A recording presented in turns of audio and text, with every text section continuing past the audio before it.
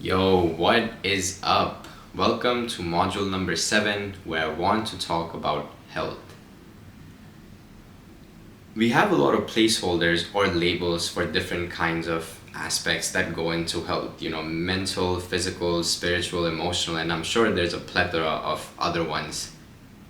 I don't like that we usually treat them as separate things or separate aspects when really they're all so interconnected into a web. And any personal growth activity or any habit that you're employing in your life impacts all parts of your well being and all parts of your health. In this module, I want to cover some of the examples that really come to my mind when I think about the interconnection of different aspects of health, and then I'll head into some activities that I've personally employed over the years and that have helped me to improve different aspects of my health. But remember that even though I have these placeholders of physical, mental, spiritual, and emotional health, every activity that I'm going to mention or include or talk about is something that's interconnected with other areas as well. So just keep that in mind. One of the first examples that comes to my mind when thinking about this interconnectedness is meditation. Usually, or on first thought, meditation is thought of something that is supposed to help calm the mind, help anxiousness, overthinking, overwhelming feelings and emotions. It's also a spiritual practice in many traditions and many cultures, depending on what kind of meditations that you're doing. And at the same time, it also has physical benefits like lowering blood pressure. Breath work helps lung capacity and overall breathing techniques. Like, it just improves your breathing. And we have so much science on how the meditations impact brain, and all of this ties back to neuroscience that if you're interested in learning more about it, I would definitely recommend checking out Andrew Huberman or Joe Dispenza and just look them up on YouTube and type meditation benefits or something like that and start to go down that rabbit hole. Another example that's really key or holds a lot of meaning for me is working out and strength training, because when I was younger, I grew up very skinny and I was always teased for looking like a stick ever since I can remember. And in high school, I finally decided that I wanted to change that, so I joined the gym and started working out with the goal of improving my physical body. But what I didn't realize at the time was that the gym wasn't just helping my physical body, it was also helping my mental health. It releases feel-good hormones that induce this sense of gratification in your body for a prolonged period of time, especially after the workout, not during. But whenever I was going through something that was hard or challenging in life with school things or relationship things, I always turned to the gym because it grounded me, it brought me back to who I am, and it reminded me of where the fuck I came from and how hard I worked to get to where I was, even in that challenging time. That reminder of the discipline that you've developed is something that is so powerful, so grounding, and that's a skill that you can take and employ in other areas of your life as well. So working out or strength training for me wasn't just about physical training anymore or just improving physical health. It's something that impacts other areas of my life as well. And I'm able to offer more of myself to my work and others when I have the goal of maintaining a functional body. Any self-care activity, any habit that you do, like I said, is something that's gonna help improve all aspects of your life. So view each activity, view each habit as an investment in your overall well-being. Heading into the bank of activities, like I said earlier, these are just placeholders, physical, mental, spiritual, and emotional, that I'm including in this, just to make it a little bit easier and more to make a more direct correlation for each. But all these activities are something that help you with other aspects as well.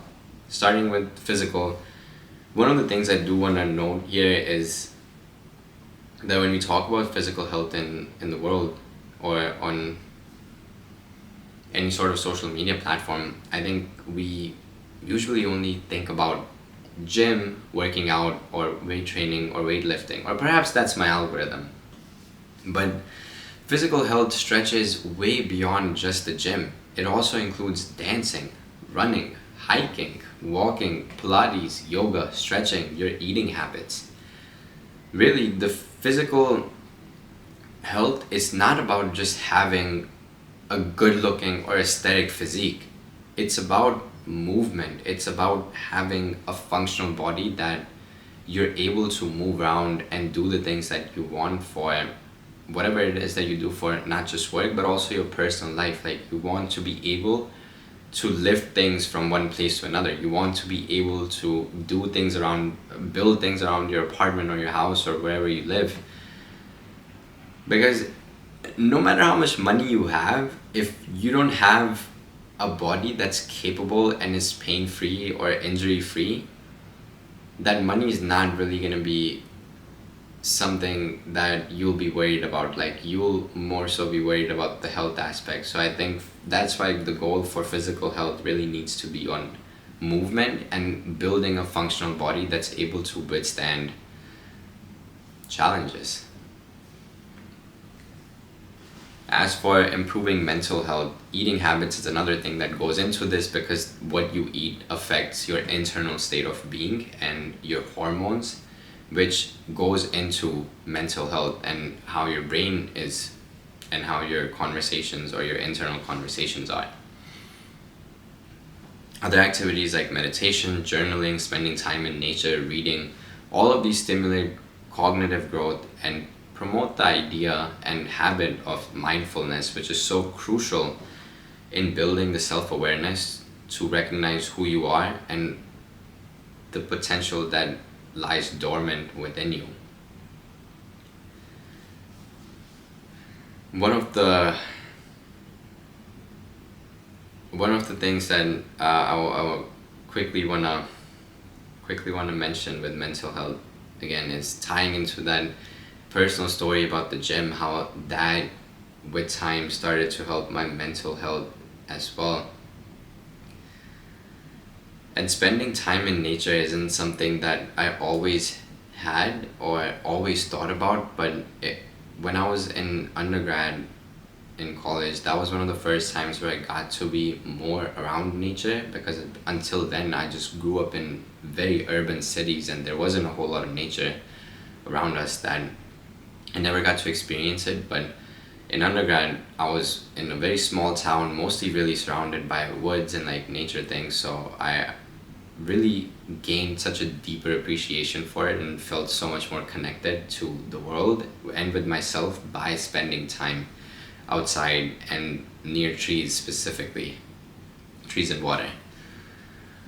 Spiritually, the habits of reading, journaling also tie in there, but praying, purposeful work, these are also things that really connect you to your inner self and help you uncover your larger purpose when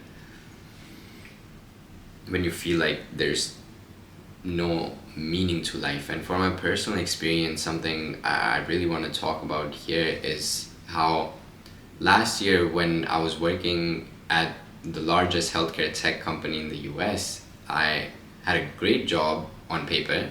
I was making almost close to 6 figures, and that was the dream. That's literally any immigrant's dream, is to have financial stability in a job where you're not physically demanded to do labor. And even then, I still felt there was this void inside of me that I just knew that that wasn't the life that I wanted to live. Like, I couldn't settle for a job like that, because I knew there was something else within me that was calling me to do something else. And that feeling really got exacerbated, and I was more cognizant of it once I started reading more spiritual texts, specifically the Bhagavad Gita, which I have right here. It's an ancient text in Hinduism, and I think the misconception is that people think it's a religious text when it's not. It's a spiritual text, and it's not about how to live your life. It's about understanding what really is the true purpose of anyone's life. If you're interested in learning more about the Gita, I would definitely recommend checking out my YouTube channel. I have some, I've done one reading on it, but I will do more. And you can also look it up on Google or something to read like a quick summary and see what it's about. But the way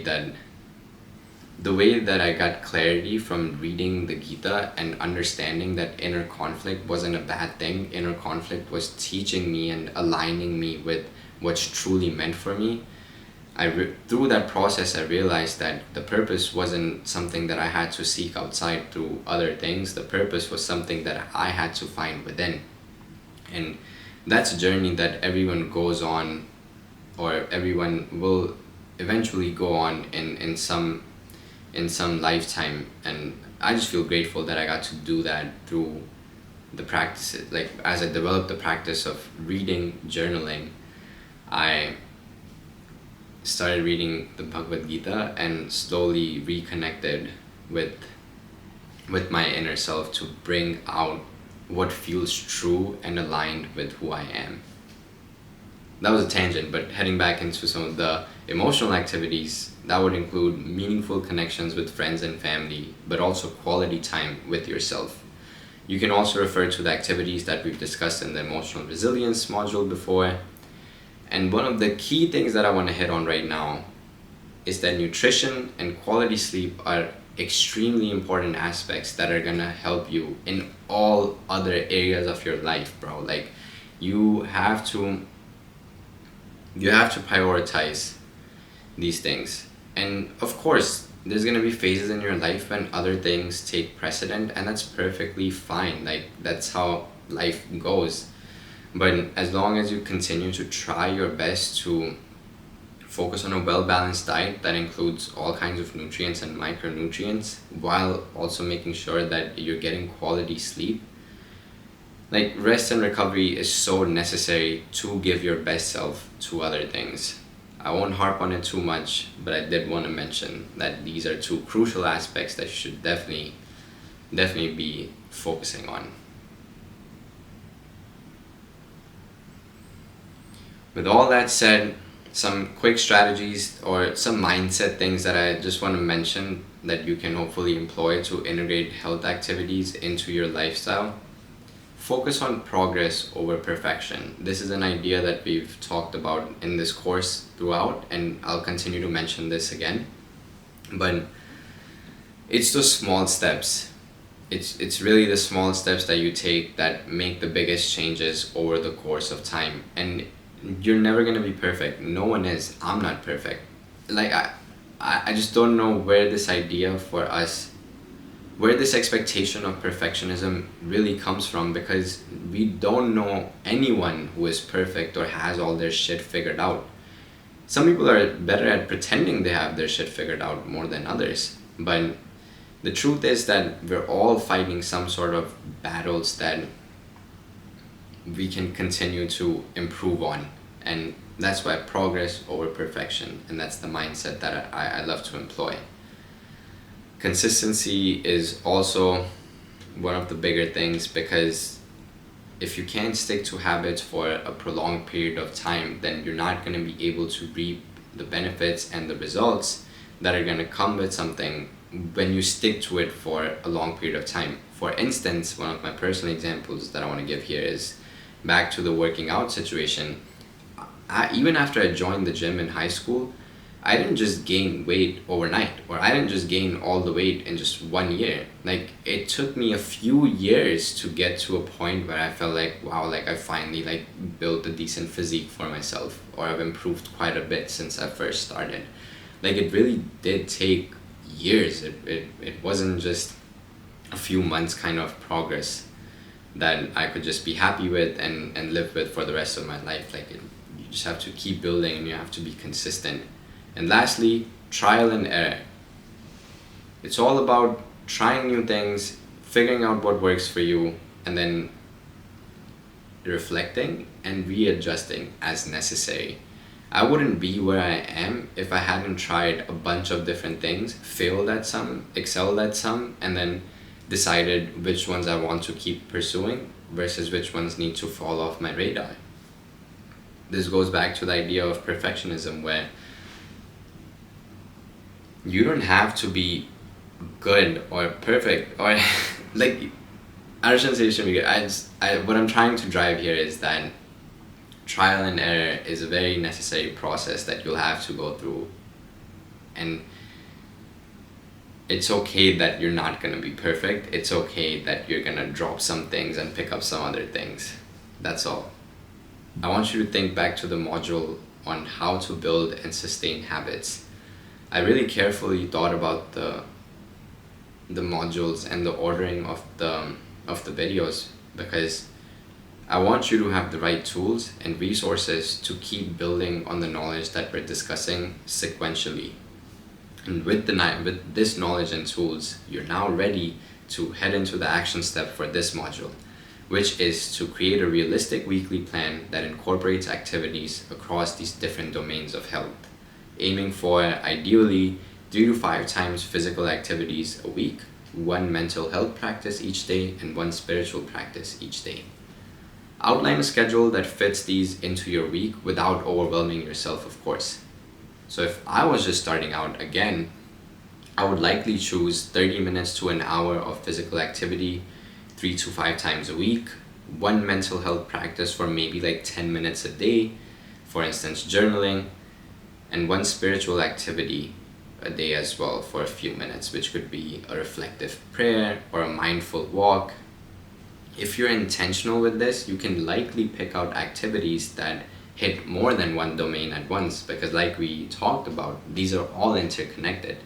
And remember that the plan you lay out may not work exactly as you hoped as you go throughout the week, and that is completely okay. This is where the idea about progress over perfection ties in. Adjust as you learn what is working and what isn't. Your plan should be a living document that should evolve as you discover what nurtures your holistic well-being the most and makes the most tangible impact in your personal life. For example, some weeks you might need more of the physical activity, whereas other weeks you might need more of the reflective practices to work through emotional challenges in your life. No matter how small, each step you take contributes to a higher version of yourself.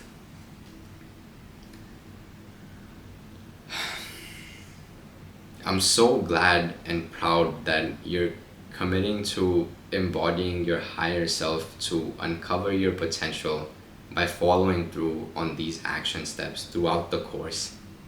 And in the next module, we'll talk more about how to set long-term goals and how to break them down into actionable steps so that you don't feel daunting, or you don't feel paralyzed into taking action by just focusing on the big goal. I'll see you in the next module.